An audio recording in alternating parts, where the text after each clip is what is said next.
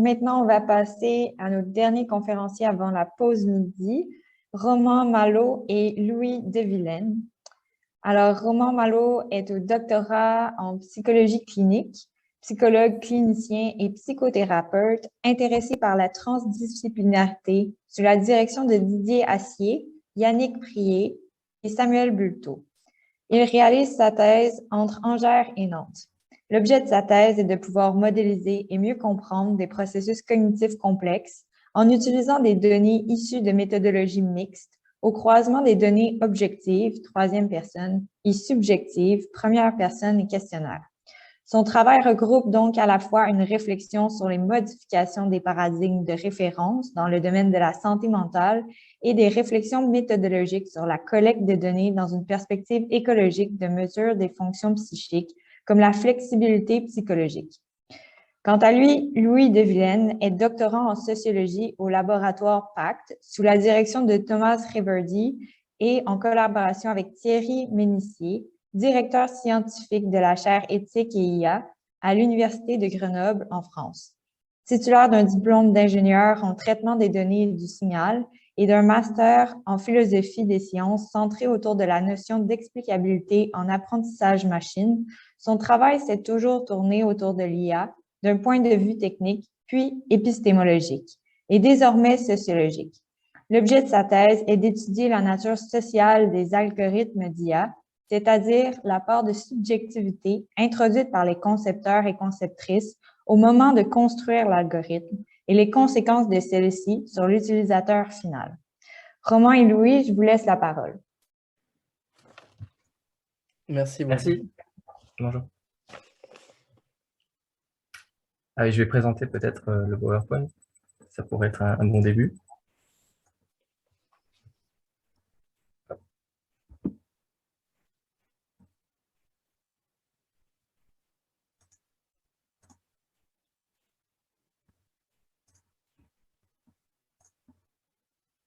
C'est bon, vous voyez? C'est OK. Bonjour, merci beaucoup pour cette invitation et cette présentation. Merci pour les différentes interventions tout à fait riches et pour l'équipe d'organisation pour une journée qui regroupe beaucoup de thématiques, beaucoup d'approches et je ne doute pas que ce soit assez compliqué à organiser. Avec Louis, aujourd'hui, on voulait vous parler de la question de la modélisation, de la prédiction et d'une notion qu'on retrouve en philosophie qu'on appelle l'hyperréel. On va vous parler à la croisée de nos travaux mutuels de thèse de la question de la normalisation et d'une construction normée de la réalité, notamment dans le domaine de la santé. Donc, on va vous présenter ça au fur et à mesure par différents exemples qu'on tire nous-mêmes de notre propre pratique et de nos thèses respectives.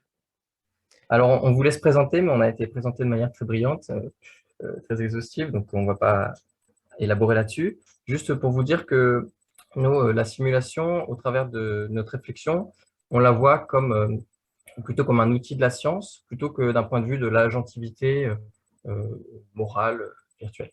Voilà, et ça, c'est à garder en tête et on essaiera d'élaborer là-dessus tout au long de la présentation. Alors, tout d'abord, on va vous présenter un peu un constat que l'on fait, celui de la boucle rétroactive du réel aux données, des données au modèle, du modèle au réel. Alors, de quoi on parle? On a eu un très bel état des lieux de ce que pouvait être la simulation dans le cadre de la réalité virtuelle. Alors aujourd'hui, on a eu des avancées technologiques dans le domaine de la microélectronique, notamment qui nous permettent de collecter toujours plus de données et surtout de les traiter. Donc la collection des données peut se faire notamment grâce à la réalité virtuelle. On va pouvoir obtenir des données sur des objets et situations nouvelles.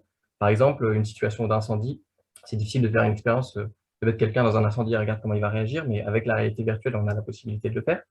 Et puis les données qui vont être obtenues de cette manière, données comportementales par exemple, on va pouvoir les traiter grâce à des systèmes de traitement de données, donc l'intelligence artificielle, l'apprentissage machine, qui vont être capables de traiter des images, des sons, d'abstraire, grâce à de l'apprentissage, on va dire, notamment statistique de motifs présents dans les bases de données. Et puis, grâce à ça, on va pouvoir avoir une capacité prédictive, générative, donc par exemple d'images, vous avez peut-être déjà vu des images de faux visages humains, ou décisionnelles dans le cas d'une voiture, freinée ou pas, avancée ou pas. Voilà. Et donc, on va avoir des données, et ces données vont subir tout un processus, en fait, un continuum, donc de collection. Ensuite, on va nettoyer la base de données, on va sélectionner les données qui nous intéressent, on va les traiter.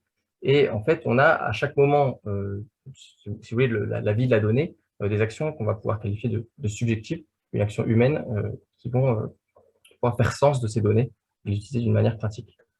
Alors, on va parler de simulation et de modèle. Le modèle, on repart de la définition de Marvin Minsky, un des pionniers de l'intelligence artificielle.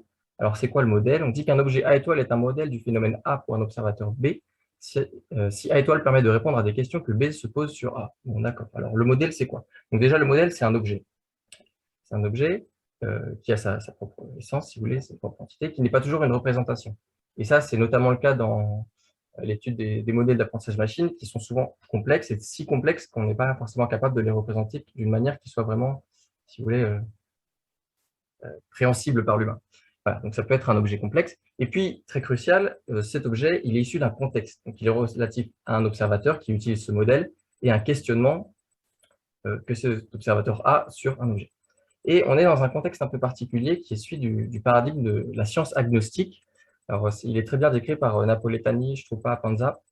Qu'est-ce que c'est la science agnostique? C'est de dire qu'on est aujourd'hui dans une sorte d'ère où l'importance n'est plus tant ce n'est plus tant l'hypothèse, la réfutation, la conjecture, un peu à l'ancienne, on dirait, mais plutôt les données. En fait, les données pourraient décrire le monde. Et comme l'a dit une célèbre phrase, Anderson, dit que la corrélation, c'est assez. Il suffit de corréler pour comprendre le monde. Bon, bien sûr, c'est tout à fait contestable hein, comme position, mais on voit en science une tentative, parfois une tentation d'aller vers utiliser la donnée correspond au monde, et je connais le monde parce que je connais les données. Voilà. Ce qu'on appelle le principe des données suffisantes.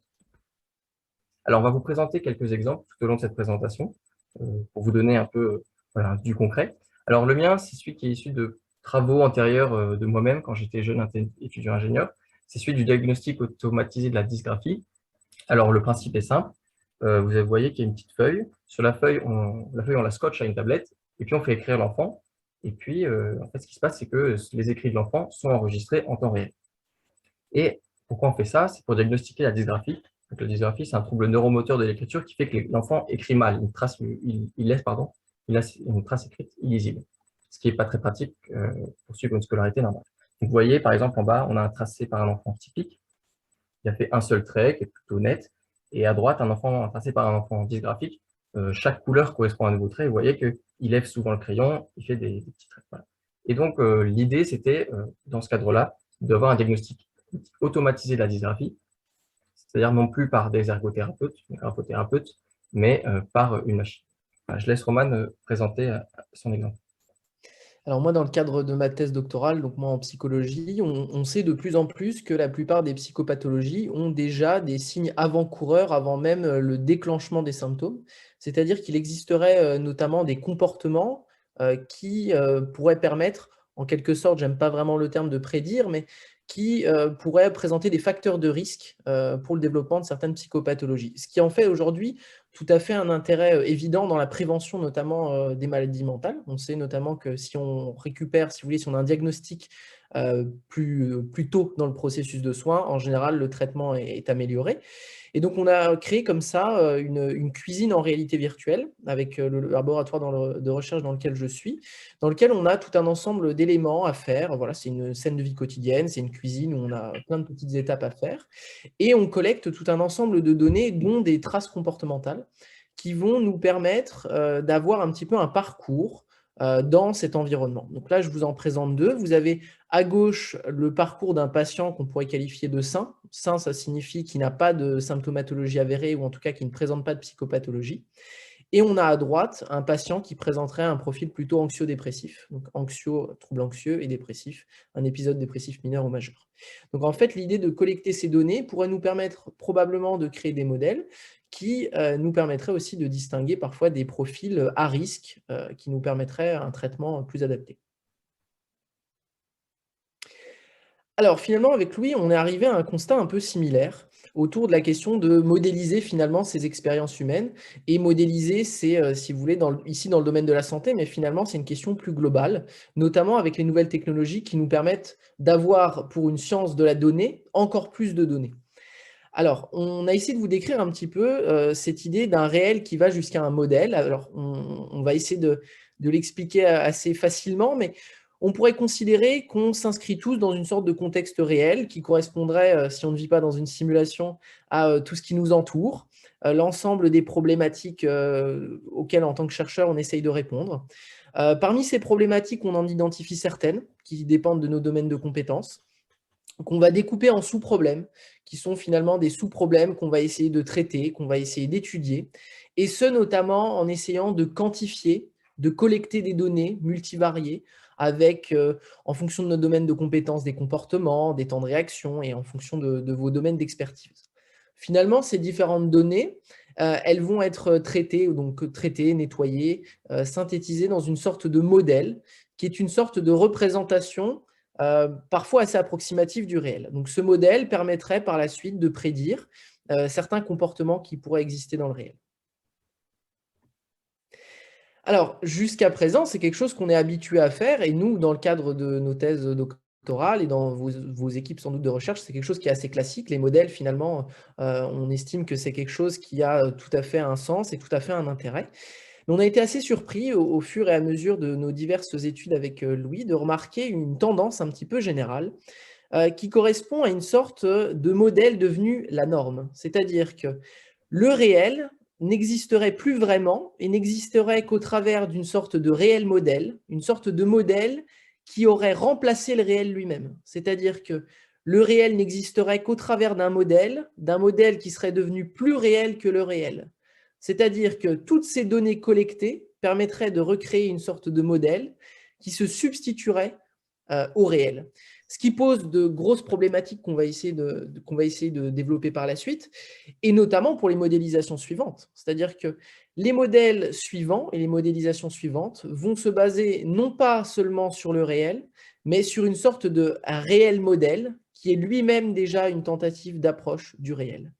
Assez classiquement, on crée un modèle grâce au réel. C'est-à-dire que le réel nous fournit des données et on va créer grâce à ces données un modèle. Et normalement, ce modèle va nous aider à comprendre et à prédire le réel et l'ensemble des événements qui peuvent apparaître. Sauf qu'on assiste à quelque chose de tout à fait inédit, qu'on va essayer de développer avec Louis par la suite, c'est que ce modèle ne sert plus simplement à comprendre et à prédire, mais devient en soi une sorte de norme qui va avoir des conséquences sur le réel et sur nos actions. On va essayer de vous illustrer un peu ce problème au travers d'exemples plus concrets et de voir en quoi on basculerait dans ce processus dans une forme de ce qu'on appelle l'hyperréel. Alors, c'est quoi l'hyperréel? Alors, l'hyperréel, c'est un concept de Jean Baudrillard, un philosophe postmoderne du XXe siècle. Et il écrit en 1980 Simulacre et simulation. Il décrit, si vous voulez, en quoi le monde devient une forme d'hyperréel. Alors, qu'est-ce que c'est l'hyperréel? C'est une notion un petit peu complexe, d'ailleurs, qui ne définit jamais si clairement que ça. Alors, on vous propose de l'observer à travers de 3 points clés. La première, il s'agit d'une substitution au réel du signe du réel. C'est-à-dire que finalement, l'intérêt, c'est plus tant la réalité qui nous entoure que les signes du réel, c'est-à-dire les mesures qu'on en fait, les captations qu'on est capable d'en faire. Dans un second temps, il faut voir que le réel n'a plus à être rationnel, puisqu'il ne se mesure plus à quelque instance idéale ou négative, il n'est plus qu'opérationnel. En fait, on ne s'intéresserait plus au réel vraiment dans son essence, mais plutôt dans sa capacité à nous rendre service, à voir si les modèles qu'on va fabriquer fonctionnent. Et puis, dernière chose, c'est une forme de définition de l'hyperréel, la simulation et la génération par les modèles d'un réel sans origine ni réalité, ce qu'on appelle l'hyperréel. Donc là, il a une vision quasiment extrême de dire que la simulation n'a plus aucune réalité, comme si elle n'existait pas, elle n'a pas d'origine. Donc c'est peut-être pas ce vers quoi on tendra, mais voilà, c'est pour redonner un peu les perspectives de Jean Baudrillard. Alors, on aimerait vous montrer en quoi, finalement, au travers de 3 problèmes, on est dans une situation où on se rapprocherait de l'hyperréel, au sens où les modèles, les simulations remplacent le réel. Donc, on va vous parler des biais de collection, du traitement des cas marginaux et de la différence entre prédire et comprendre. Je vais laisser Roman commencer par le premier problème. Alors, vous avez bien compris déjà que, avec la thématique de la journée, on a eu comme ça un panorama assez intéressant sur la question de la réalité virtuelle et de tout ce qu'on peut faire avec la réalité virtuelle. Mais de notre côté, la réalité virtuelle, ça a surtout permis d'améliorer encore la collecte des données. Et ce, pour deux raisons. Déjà, pour quelque chose assez évident pour tout le monde, hein, on peut créer en laboratoire des situations inédites, c'est-à-dire des situations qui, au préalable, on ne pourrait pas spécialement les refaire. On avait parlé de l'expérience de 1000 grammes, mais il y a tout un ensemble de scènes qu'on ne pourrait pas faire dans la réalité ou ne pas les standardiser. Tandis que là, avec un casque de Hervé, on peut refaire des situations et avoir toujours les mêmes pour tous les participants. Et surtout, on reprend un peu notre idée de science agnostique qui, grâce à des données, permettrait de comprendre le réel. Avec un casque de réalité virtuelle, on peut multiplier encore plus les données issues de l'expérience. C'est-à-dire qu'avec un casque de Hervé, avec un Vive Pro là, en photo que vous avez tout de suite à disposition, le casque, on va pouvoir avoir sa position dans l'espace, on va pouvoir avoir l'orientation de la tête, on va pouvoir avoir l'orientation des manettes, on peut avoir également, en fonction des casques, dedans vous avez de l'eye tracking, de l'oculométrie. Donc on a tout un ensemble de données supplémentaires qui s'offrent à nous et qui nous permettent de créer des modèles encore plus élaborés. Mais vous vous doutez bien que cette collecte des données, elle est entachée par des biais. Déjà des biais évidents qui seraient rien que dans le choix des variables, on ne collecte jamais vraiment tout, et encore plus dans le traitement des variables par la suite, surtout pour certaines données dont on ne sait pas encore vraiment quoi faire. Un deuxième problème dont on aimerait vous parler, sur lequel on va insister, c'est celui des cas marginaux, les outliers. Alors, je vous propose de regarder le dessin en bas à droite. Vous voyez, l'enfant a écrit. Alors, chaque couleur différente est un nouveau trait. Il fait très beau, je suis bien, je vois de l'eau, mais je ne sais pas où elle va. Alors ça, c'est un texte qui est issu du test BHK, donc c'est le test officiel pour diagnostiquer la dysgraphie, par des ergothérapeutes, hein, ce n'est pas un test algorithmique. Et en fait, normalement, dans ce test, l'enfant est supposé avoir écrit ce texte-là sur 5 lignes. Pourquoi sur 5 lignes? Parce qu'il y a des critères dans le test qui font qu'on va regarder sur chacune des 5 lignes, ou en moyenne sur les 5 lignes, est-ce que l'enfant a fait des gribouillis, des choses illisibles, voilà, on fait une moyenne sur 5 lignes. Vu que c'est fait sur 3 lignes, eh ben, on ne peut pas traiter les tests. Donc si c'est un ergothérapeute qui est face à l'enfant, il peut lui redemander de refaire. Si c'est une machine, ce n'est pas possible. Ça, c'est un problème qui peut être lié à des comorbidités, je puis dire. Enfin, c'est-à-dire que l'enfant peut être juste étourdi, ou peut-être qu'il a des problèmes à la maison qui font qu'il n'écoute pas très bien à l'école, et donc qu'il n'écoute pas très bien le test. Donc, ça peut être révélateur, si vous voulez, de problèmes. Mais comme il y a une difficulté de traitement, donc une difficulté qui est à la fois technique, parce que l'algorithme, simplement, c'est difficile de faire un algo. Enfin, si vous voulez, si on doit calculer sur 5 lignes et qu'il y en a 3, c'est juste pas possible. Donc ça ne marche pas. Mais ça peut être des problèmes aussi qui sont organisationnels parce qu'on n'a pas le temps de traiter ce genre de cas, parce qu'il faut publier le papier dans 2 mois ou 3 mois, et parce que j'ai la pression de la part de mon patron. Donc ça dit aussi des choses de comment la recherche est organisée. Bref, il y a une difficulté de traitement. Et comme c'est difficile à traiter, ce qu'on fait, c'est qu'on ignore. On met à l'écart de la base d'entraînement. Donc on a une invisibilisation de ce cas. Et comme ce cas n'est pas pris en compte par le modèle, eh ben, son traitement n'est pas adapté. Et à ce stade-là, il y a 2 solutions. Soit le cas ne reste pas adapté, donc une sorte de marginalisation toujours plus poussée, soit on oblige, si vous voulez, il y a une sorte de mouvement de normalisation, on doit se conformer aux autres. Alors là, si vous voulez, écrire sur 5 lignes ou 3, c'est bénin, mais quand on est face à des situations plus problématiques, dans le cadre de la justice prédictive, de la médecine, on voit que ça pose vraiment problème. Et un troisième problème sur lequel on voulait revenir, c'est celui de la différence entre prédire et comprendre en intelligence artificielle. Si vous voulez, les modèles utilisés prédisent souvent bien, ce qui ne signifie pas qu'ils correspondent à la réalité des phénomènes. En fait, ce qu'on remarque, c'est que dans le domaine des sciences des données, les modèles computationnels, à la différence des modèles physiques, ne prétendent pas même correspondre au réel. Si vous voulez, vous avez un modèle physique avec T dedans, donc la température. Si T évolue dans le modèle, l'agitation des molécules qui correspond à la température est censée évoluer dans la vraie vie. Mais dans le cadre de modèles d'apprentissage machine, ce n'est pas le cas. On a un modèle, ce modèle a bien ce qu'on appelle des hyperparamètres, mais qui ne disent rien d'autre que quelque chose sur le modèle et sur sa structure mathématique. Et donc, même si ces modèles prédisent bien, ils ne prédisent bien, si vous voulez, ça ne veut pas dire qu'il y a une compréhension du phénomène. Un autre problème, c'est celui que la question originelle n'est pas toujours celle qui est résolue par l'algorithme.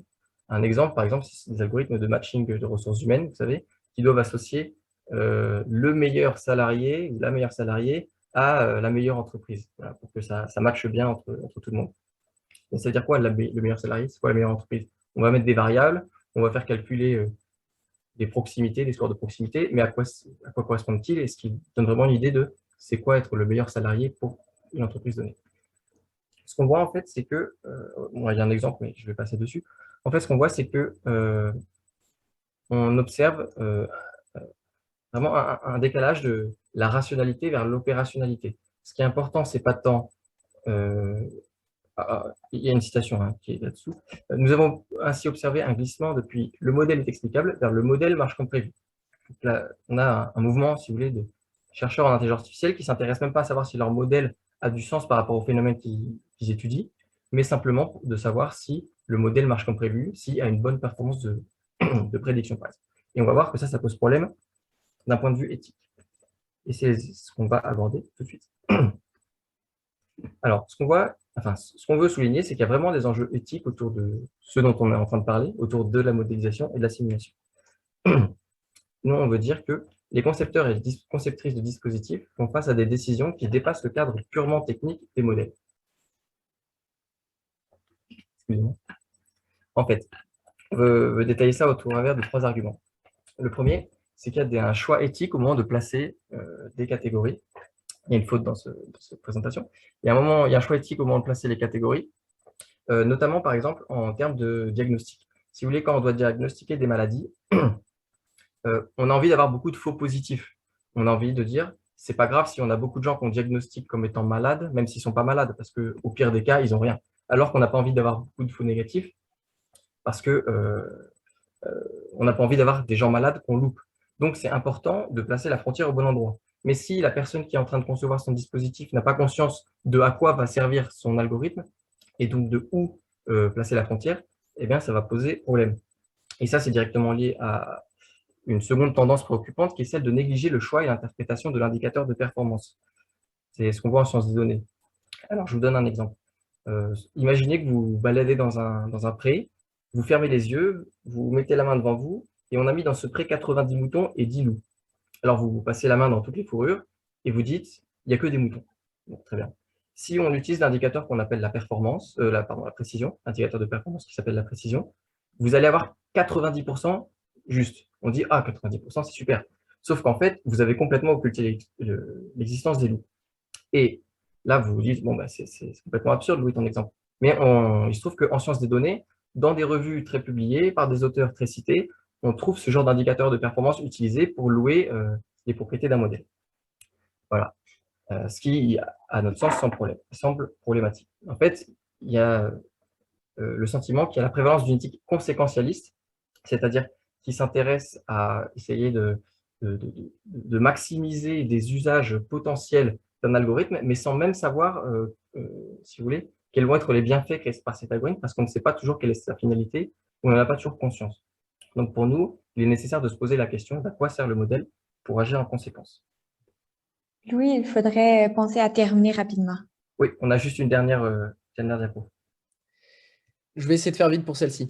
Donc, on arrive, si vous voulez, à 3 constats. Je vais essayer de les décrire un petit peu rapidement. On a d'une part, soit une approche dans laquelle on se pose la question, est-ce que le modèle marche comme prévu et quels effets indésirables il peut avoir sur le réel?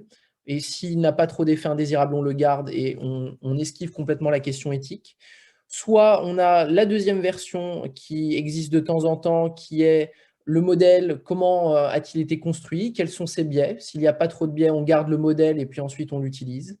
Et troisième élément qui existe de temps à autre, se demander si ce modèle a bien un intérêt. C'est-à-dire, est-ce que ce modèle sert à quelque chose? Est-ce que ce modèle peut nous permettre de mieux comprendre le réel? Et nous, on se pose la question, et c'est ce qu'on aimerait pouvoir débattre avec vous et pouvoir sans doute avoir vos expertises à ce propos. Comment on peut sans doute réintroduire un minimum de questionnement éthique dans tout le processus, en fait, et pas simplement à un moment donné de cette modélisation. Donc, on a 2 hypothèses à retenir et à discuter avec vous. Quel est le pouvoir de normalisation de ces modèles et quelles sont ses conséquences sur le réel? C'est-à-dire, est-ce qu'à un moment donné, ça peut avoir des véritables conséquences sur le réel? Nous, on pense plutôt que oui. Et la deuxième, donc, qui est comment réintroduire un raisonnement éthique dans l'ensemble du processus de modélisation et non pas une seule fois le modèle, si vous voulez, disponible et le produit terminé. Je vous remercie de votre attention et on reste disponible pour vos questions.